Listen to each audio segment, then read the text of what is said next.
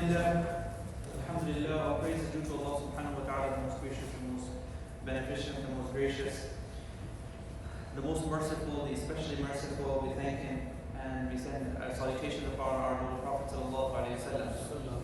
And we thank Allah subhanahu wa ta'ala for giving us the tawfiq to come early for Jum'ah today. Today's topic of discussion is to look at some ahadith of Rasulullah sallallahu alayhi wa sallam pertaining to the end times. What did Rasulullah sallallahu alayhi wa sallam say pertaining to the end times? The hadith that I recited before you, some of the hadith that I'll be mentioning to you, most of them will be by Abu Hurairah radiallahu ta'ala, some are by Abu Musa al-Ash'ari radiallahu ta'ala, and then at the end we'll take one hadith from Abdullah ibn Mas'ud radiallahu ta'ala. The first hadith, the one I recited before you, it says, Badiru bil a'mal fitana, that quickly do your a'mal, before fitna start coming. Do hasten your good deeds. If you want to be a changed person, you want to be a neck person, you want it to be easy for you, he said hasten it. Fitanan, due to fitnas that are coming. Trials, meaning that your trials are going to increase. And then he gave the analogy, that these trials that are going to come upon you, trials and tribulations, they'll be like the pieces of a dark night. Pieces of a dark night. So what's it? Let's unravel it a bit. What's a dark night? Let's define what's a dark night. A night, let's say there's no stars, there's no moon, right? There's no, maybe you could consider that a dark night. Also, if it's very cloudy, then we'll say that's more of a dark night. So we have to picture in, but he didn't just say night. Layl is night. Layl muslimi, if you consider the darkness of it. Add the darkness into it. What happens in such a dark night is that you don't know where to go. Like if you're out somewhere, right, there's no street lights, it'll become very difficult for you on such a dark night. That's would be terrible, right? For people who are on ships or people who are on airplanes, or even in a car, you lose everything. That will put you in a very, now you don't know where to go, right or left. And so that's the situation you don't want to be in. So he's saying that do your a'mal quickly because the fitnas are going to come like the dark night. You're not going to know, am I supposed to go right or am I supposed to go left? It'll confuse you. So he's saying that start, doing a'mal quickly before we get to that level. And then he said further on the same hadith that this state of yours will reach such levels that that a man will be a believer by morning and he'll be a disbeliever by night, and he'll be, or the other way around, believer by night and disbeliever by morning. One of the things that we're finding nowadays is people object upon faith. And some people who don't have an understanding of deen. And when you first approach deen, since you don't have a proper understanding, you're not grounded in Islam, right? Your deen is weak, you don't have ilm. Then you object upon deen. That, when you find out something about the religion, that, Islam wants us to do this, it's wajib. How come we have to pray 5 times a day? And so you question worships. People question like segregation. Men and women have to be separate. They do. In every situation, Muslims should have spaces where they're separated. Now this logic doesn't come. People can't understand this now. And then their objection, why? It seems a bit harsh. Now you're objecting on Allah subhanahu wa ta'ala. Allah subhanahu wa ta'ala. These are not laws made by myself, right? These are not laws made by human beings or scholars. This is the revelation. This is the revelation. Are these man-made laws? We're not Islamic, we're not never turning to even a fiqh, right? When we say Imam Hanifa's fiqh, it's still not man-made. The whole fiqh of Imam Hanifa, none of it you would consider man-made. No. It's all Allah. There was tools already in the Holy Scripture by which the fuqaha, the jurists, they utilizing the tools, they drove a new mas'ala that's not written in Quran and Hadith, right? But they extrapolated it with the tools that are already there. So people, they start objecting. This is part of the fitna. I'm just giving you one. I could have given you any fitna. I'll give you this one fitna. Everyone understands this one fitna? Objecting upon me. In our schools, we have children's classes, we have adults classes. Alhamdulillah. And one of the things we teach children, because children always ask why about everything. So first answer to why is because Allah said so. We give them the first answer because Allah said so. And then after that we give them, obviously we know wisdoms behind things. Right? Sometimes we know them, sometimes we don't know them. But either way, you have to submit to Allah subhanahu wa ta'ala. So when any fitna, some of these fitnas, they corrode the iman. The aqidah becomes weak. Your aqidah can become weak. That's why you don't just study deen from anyone. Do we just study from anywhere? Anyone walking down the streets or teaching your religion? No. We take it just from certain people. Be very wise. Even the Aslaf used to say that. Be very wise. You should always study from the best. Study from the best. If you want to study qira'ah, who should you study from? Maybe the best in your area. Who is the best in qira'ah? If you want to study anything, especially if you can afford it, don't we go to the best? If we want to study fiqh, we should study under the faqih, the best, who knows fiqh the best. Any subject matter. It's like a logical principle. It runs in the world. It's not true only for religion. It's true for the world as well. So, you don't want any corruption in your aqidah. What happens if you have corruption in your aqidah is that it's like cancer on your iman. It's like cancer on your faith. It corrodes the internal, and then the effects are external. Now, a person can't do good deeds is because he has a false belief. And where did he pick up his false belief? Maybe he was being too open-minded and giving his brain to everything, and now his aqidah got corrupt. So many Muslims in that state, we find that their aqidah has become corrupted. Now, because aqidah is corrupt, now the a'mal are also being corrupted. They're not able to easily digest sunnah of the Prophet ﷺ. Everything is being, see, it's just like cancer. It corrodes the internal, and then it also comes on the external.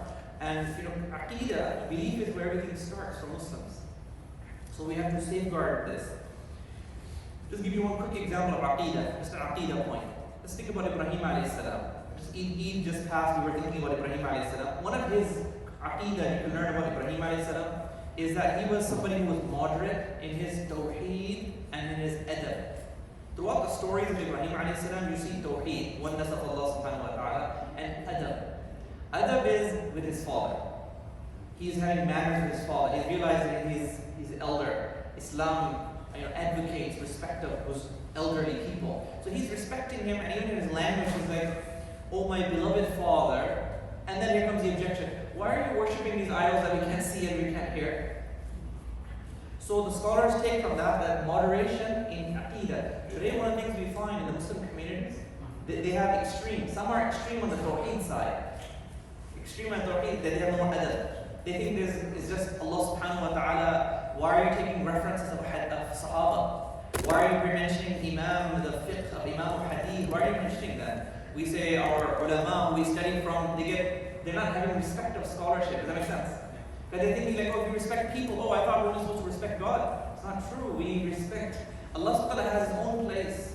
Sahaba have their own place. Tabi'in have their own place. It makes sense? That's so. We have to be balanced. Ibrahim alayhi salam was what? Was he imbalanced or balanced? Between tawheed and adab. So you and I should be balanced.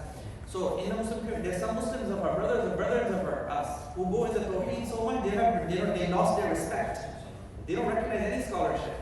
They don't recognize some of them. Their people are on a different level. And some of our Muslim brethren are on the other side of the spectrum. What's the opposite of all this?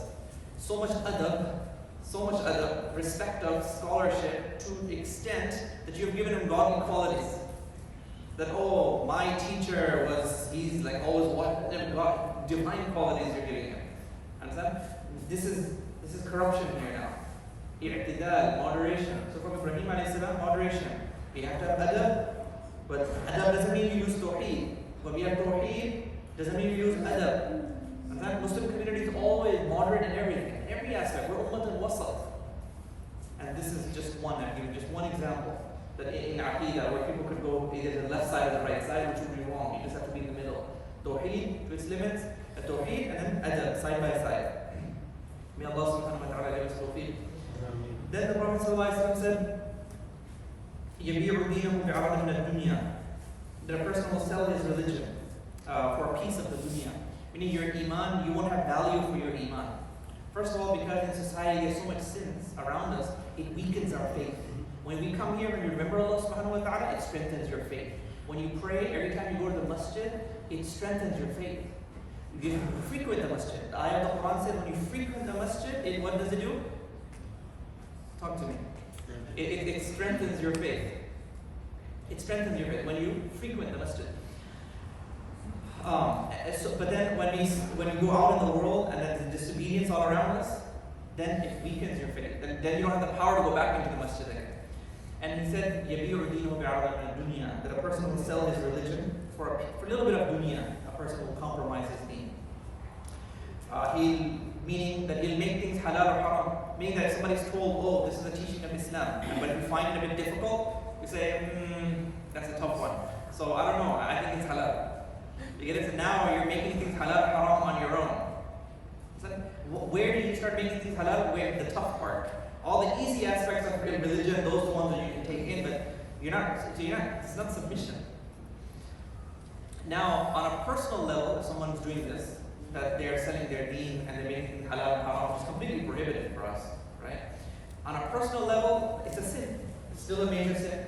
But what if you do it on a public level? You're going on a public platform, and now you're saying something is halal or haram, which is not. Now that's a bigger problem. And then in a Muslim community, we have to point that out. We have to say, okay, that speaker over there, he just said something halal, or he watered something down that he wasn't supposed to water. We're going to point that out. It's the job of the ulama to point that out, because you did it in public. So we're going to have to also talk about it in public. If you kept it to your house, we wouldn't have to speak about it. But because you said it in public, now we have to speak about it in public. One of the things the Prophet ﷺ said at the end of times, I'm just giving you today just a few hadith. I know Maulana Osman is speaking about this in detail with you all. Just some of the reminders, what will happen at the end of time. He said there will be mass killing. Are we seeing a lot of killing? Senseless killing? How many people have died, right? Syria, Afghanistan, Iraq, senseless. The mass shootings, we can't even figure them out, right? We don't even know why they're happening. It's just happening. We can't even stop it. Mass killing. So Prophet ﷺ prophesied this. He said that the Yawm al-Qiyamah won't happen until there will be haraj. Haraj was an African word. Sahaba had to ask him, what does haraj mean? He had to clarify that that was murder. He said, you'll see lots of murder. The ulama have given reasons why would there be so much murder before the end times. The ulama have said 5 things. I'll just quickly run you through this. One is that the speech won't coincide with the heart. The speech won't coincide with the heart. That's a sign of hypocrisy, that your speech doesn't coincide with your heart. Number 2, bad akhlaq. Number 3, the education will be proper, meaning you don't have any proper ilm about the deen or about any subject matter that affects you. Social system, there won't be any proper social system. The family system will break down. There won't be proper social systems, like even in our system with capitalism, where the rich just become rich and the poor become poor. And what's happening to the middle class? They're getting crunched. And that's one of the actually underlying reasons. They're getting crunched. You have a lot of angry people. Because the middle class is being crunched, you're going to have anger. And because of that, now you see killing, senseless killing. The killer doesn't know why he killed, and then the killed doesn't know why he's been killed.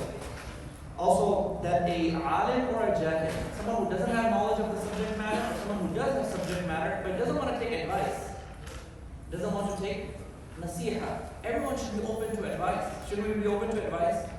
Who's so high that no one can advise you? No one that's so arrogant that no one can. We should all be open. We have elders, right? We have teachers. Everybody should have someone above them.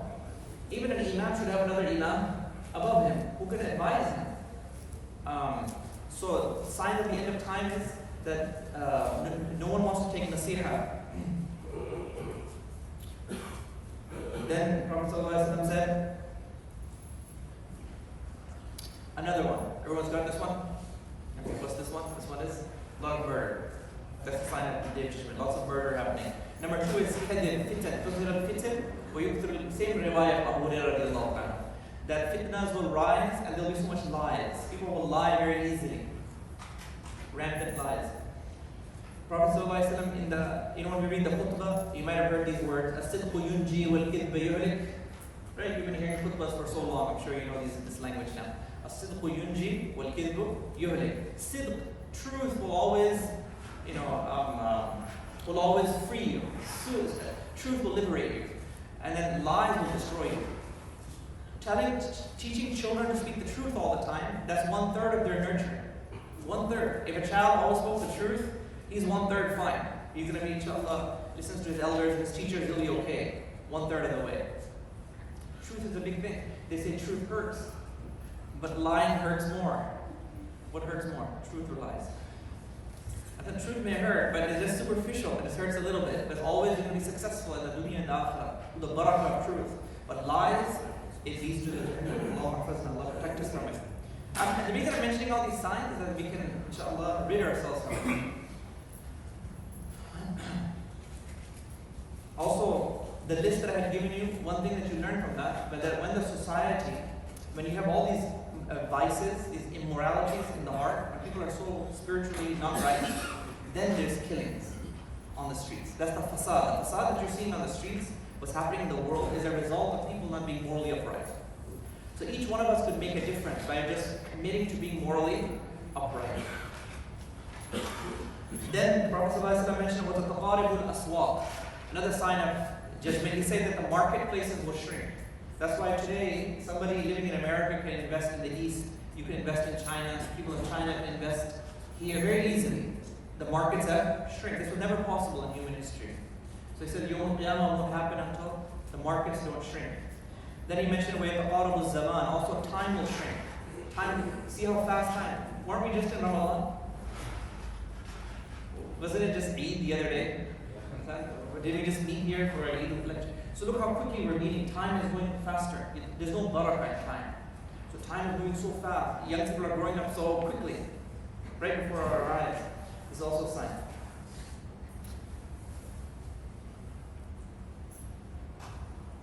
And Shaitan always whispers to us in our ears that we're still young. I don't know, that's why it's like humor in society, right? You always say, oh, I'm so young. Actually, when you grow older, your body becomes old, but your nafs becomes younger. That's why a human being really thinks that you're getting younger.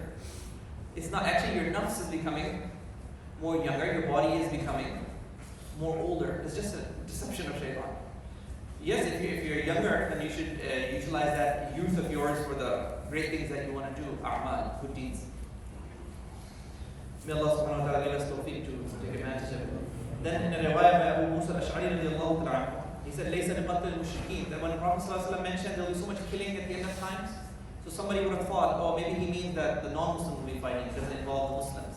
He said, no, it doesn't involve just non-Muslims, even the Muslims. People will be killing one another. It will be senseless killing. Also mentioned that the first cousin would want to kill you.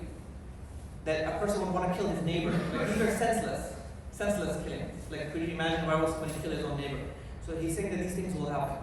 And the first cousin, because the relationships, right? The first cousin relationship should be very strong. It will be the last relationship that you think will break. But he said things will become so bad, the greed will be so much that even the first cousin would want to get into a fight. And they would get to the point where they would, they may possibly even kill one another. So Allahumma hafazna min. In our hadith, alhamdulillah, we find, when I was researching this topic, is that we find a whole roadmap. We find a whole roadmap about that shows our present reality, and it shows you a way out, the way to navigate and get yourselves out of it. You have to come out of your heedlessness. You have to come out of your ghafla. And then we are in a deep state of ghafla, heedlessness. You have to come out of the state of ghafla, connect yourself to the revelation of Allah subhanahu wa ta'ala, and then you're one enlightened soul. That will make you and I one enlightened person. Are we going to be that person, inshallah? Inshallah. Another one, وَيَنْقُصُ الْعَمَلِ. Day of judgment won't take place, a'mal will be shorthand. Meaning nobody wants to do amal. Amal means practice the deen. Like when we say something like, who's going to pray the Taraweeh prayer? Right? Is that the whole entire Muslim community who's going to pray it properly, or just a few people who are going to pray it properly? Amal. Who's going to pray the sunnah? Who's going to do the a'mal? A'mal are shrinking. I mean, how much Quran do you and I read compared to your forefather? Is the a'mal decreasing or increasing? Is the young generation now reading more Quran? Or is it decreasing? Our elders did more, now we're doing less. Right? So it's because of that. That's also, it's a decline. So because of that, this was, and then he mentioned, وَيُلْقَ الشُّحْ, greed. There'll be too much greed. And greed is not just in money. Greed is in fame. Greed could be in anything. There'll be too much greed. When the Sahaba heard this part, there'll be so much greed at the end times. Then the Sahaba had a question. They always ask very nice questions. Sahaba asked, so much greed? How can it be? Won't they be a civilized people? That's exactly the question they asked. Because they associate, they said, to be civilized, aql man, to be smart, is is to not be greedy, right? To be compassionate, is to care for one another. You're saying they'll be so greedy, that means where's their aql then? That's exactly what they asked. Like, oh Prophet, where's their aql then? They're not going to be a civilized people? He said, no, their aql will start diminishing. These people, there's so much greed, they will start to lose their humanity. They're not going to have compassion. They don't have compassion. The family system will break down. The aql will start to come in less. And then he mentioned, they'll have leaders. They'll have leaders who will also be like the lowest in society. The leaders, they won't have no ilm, no aql, but they're trying to lead a community. They have no ilm and talk to me. No ilm and no aql, and they're in the leadership position, and they think they know it all. They think they know it all, but really they know nothing. Now obviously one question could arise here, that what do we do during that time? Do we not listen to that leader? No, actually in Islam, we are always, even if you have a leader like that, we're supposed to still obey. Because we're a civilized people. What you could do to such a leader is make dua for him. Make dua for him, give him nice nasiha. Maybe write a letter to him and say, you know what, I'm your well-wisher, I'm just letting you know. Please, I think you should do it like this. Sound like a plan? Yeah. Because in Islam there's a high emphasis on leadership, on being civilized. So, but this is what Rasulullah has mentioned. So, Allahumma hafazna.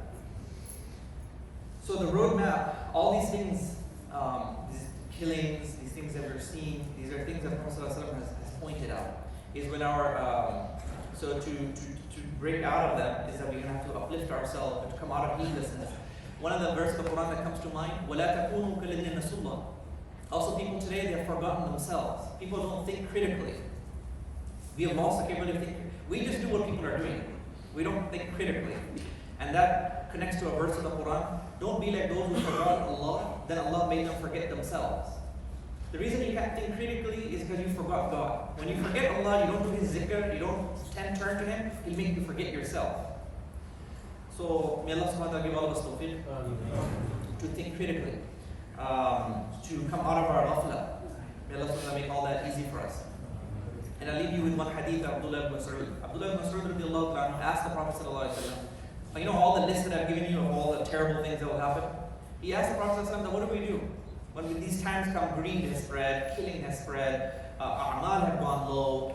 What am I going to... And it's so nice that this scholarly Sahabi, Abdullah ibn Mas'ud, asked this question for us. And the answer will surprise you.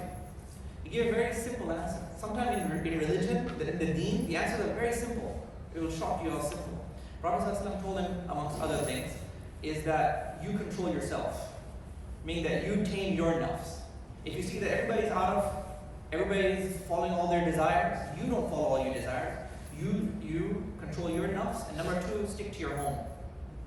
Stick to your home. Men and women, stick to your home. Meaning you don't unnecessarily need to go out. Meaning guard your deen. Put reins on your own self. And also, stick to your home. This is the advice. Very simple. Is that easy? Does that cost anything?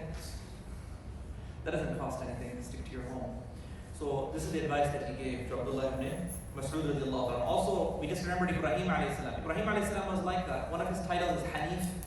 One of the meanings of Hanif means who's not part of the crowd.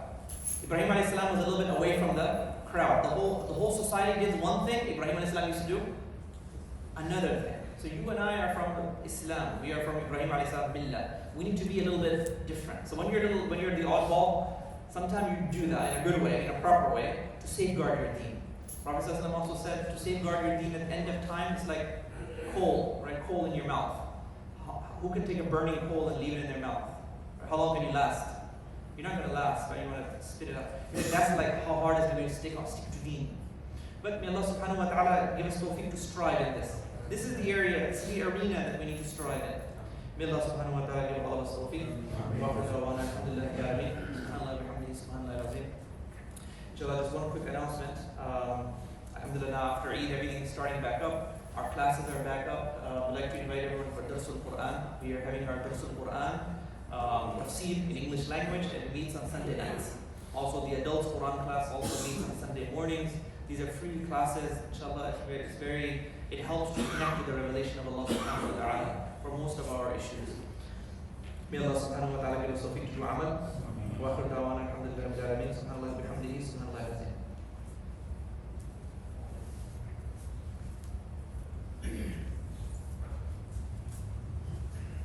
الله أكبر الله أكبر الله أكبر الله أكبر. أشهد أن لا إله إلا الله. أشهد أن لا إله إلا الله. أشهد أن محمدًا رسول الله. أشهد أن محمدًا رسول الله.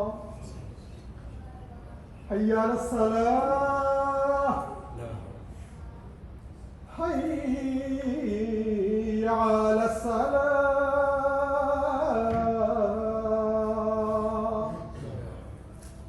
حي على الفلاح.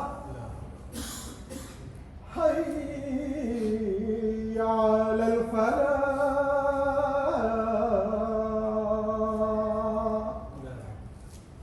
الله أكبر الله أكبر. لا إله إلا الله. الحمد لله علي الذات عظيم الصفات السميع السمات كبير الشان جليل القدر رفيع الذكر مطاع الامر جليل البرهان فقيم الاسم غزير العلم وسيع الحلم كثير الغفران جميل الثناء جزيل العطاء مجيب الدعاء عميم الاحسان سريع الحساب شديد العقاب اليم العذاب عزيز السلطان. ونشهد ان لا اله الا الله وحده لا شريك له ونشهد ان سيدنا ومولانا محمدا عبده ورسوله المنعوت بشرح الصدر ورفع الذكر. أما بعد فيا أيها الناس وحدوا الله فإن التوحيد رأس الطاعات واتقوا الله فإن التقوى ملاك الحسنات وعليكم بالسنة فإن السنة تهدي إلى الإطاعة ومن أطاع الله ورسوله فقد رشد واهتدى وإياكم والبدعة فإن البدعة تهدي للمعصية ومن يعص الله ورسوله فقد ضل وغوى. وعليكم بالصدق فإن الصدق ينجي والكذب يهلك وعليكم بالإحسان فإن الله يحب المحسنين ولا تقنطوا من رحمة الله فإنه أرحم الراحمين ولا تحب الدنيا فتكونوا من الخاسرين. ألا وإن نفسا لن تموت حتى تستكمل رزقها فاتقوا الله وأجملوا في الطلب وتوكلوا عليه فإن الله يحب المتوكلين. فادعوه فإن ربكم مجيب الداعين واستغفروه يمددكم بأموال وبنين.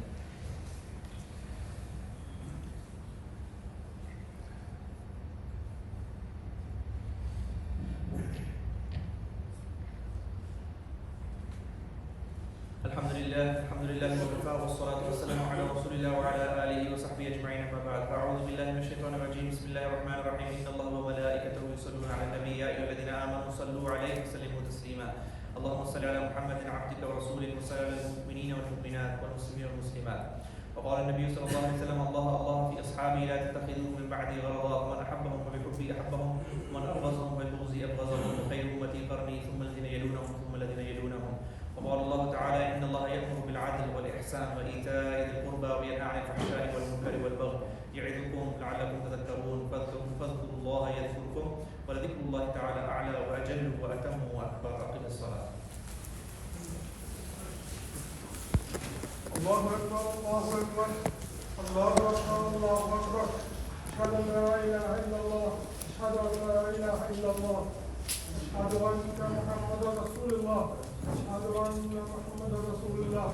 حي على الصلاة حي على الصلاة حي على الفلاح حي على الفلاح. قد قامت الصلاة قد قامت الصلاة. الله أكبر الله أكبر. لا إله إلا الله. لا إله إلا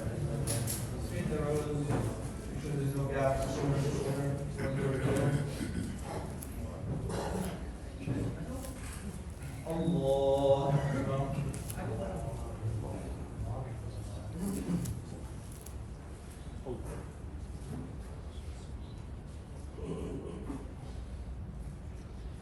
الحمد لله رب العالمين الرحمن الرحيم مالك يوم الدين إياك نعبد وإياك نستعين اهدنا الصراط المستقيم صراط الذين أنعمت عليهم غير المغضوب عليهم ولا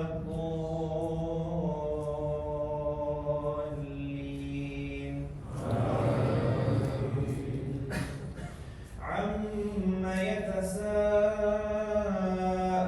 يتساءلون عن النبأ العظيم الذي هم فيه مختلفون كلا سيعلمون ثم كلا سيعلمون ألم نجعل الأرض مهادا والجبال أوتادا وخلقناكم أزواجا وجعلنا نومكم سباتا وجعلنا الليل لباسا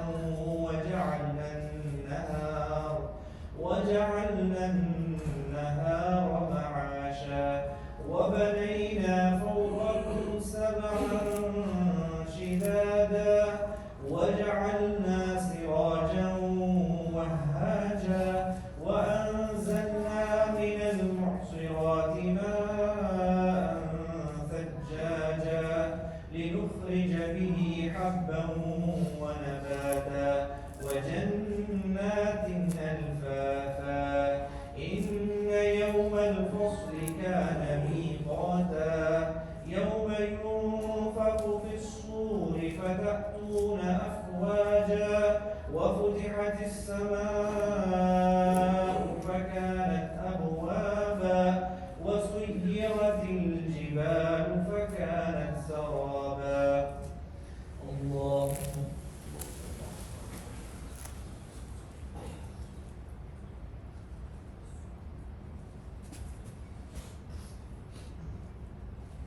سمع الله لمن حمده الله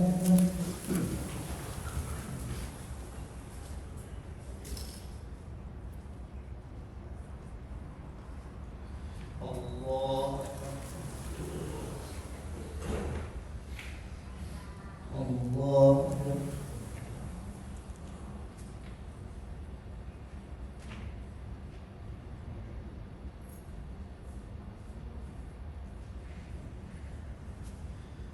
الله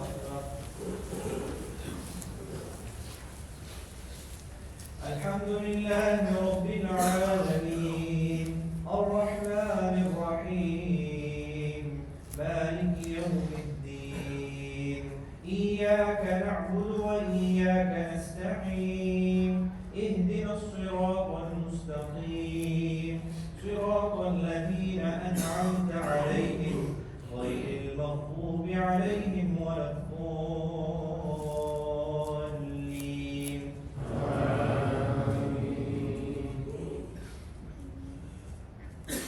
إن جهنم كانت مرصادا للطاغين مآبا لابثين فيها أحقابا لا يذوقون فيها بردا ولا شرابا إلا حميما وغساقا جزاء وفاقا إنهم كانوا لا يرجون حسابا وكذبوا بآياتنا كذابا وكل شيء أحصيناه كتابا فذوقوا فلن نزيدكم إلا عذابا إن للمتقين مفازا حدائق وأعنابا وكواعب أترابا وكأسا دهاقا لا يسمعون فيها لغوا ولا كذابا جزاء من ربك عطاء حسابا رب السماوات والأرض وما بينهما الرحمن لا يملكون منه خطابا يوم يقوم الروح والملائكة صفا لا يتكلمون إلا من أذن له الرحمن وقال صوابا ذلك اليوم الحق فمن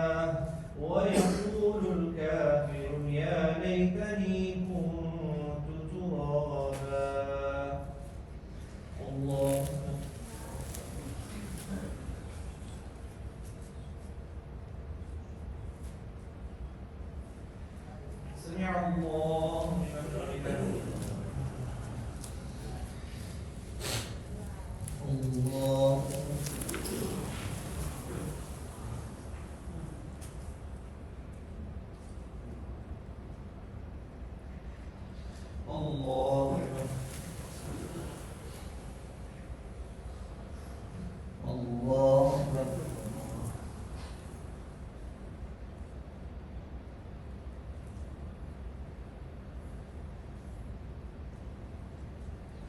الله أكبر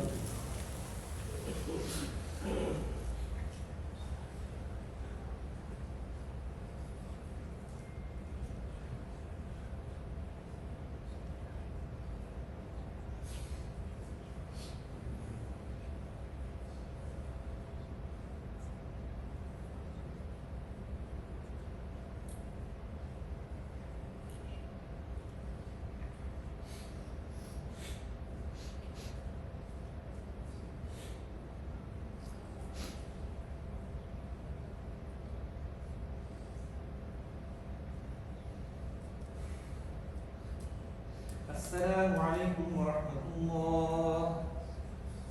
السلام عليكم ورحمة الله.